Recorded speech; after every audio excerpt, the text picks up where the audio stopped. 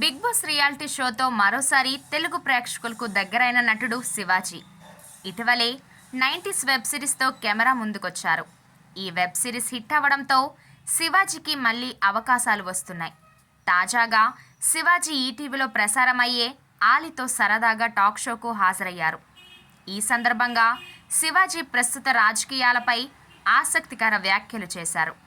ఈ కార్యక్రమానికి హోస్ట్గా వ్యవహరిస్తున్న ప్రముఖ కమెడియన్ అలీని ఉద్దేశించి నువ్వు ఎన్నికల్లో పోటీ చేస్తున్నావా అని శివాజీ ప్రశ్నించారు. అయితే అలీ సూటిగా జవాబు చెప్పకుండా అందరూ బాగానే ఉన్నారు కదా, ఇంకేంటి విశేషాలు అంటూ తనదైన శైలిలో నవ్వుతూ సమాధానం దాటవేసే ప్రయత్నం చేశారు.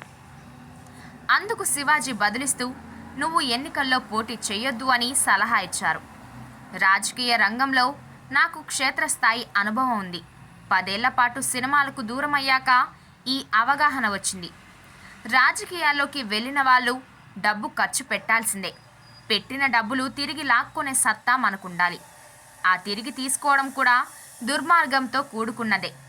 ఆఖరికి ఇసుక, మట్టి వంటి ప్రకృతి వనరులను కూడా దోచుకోవాలి.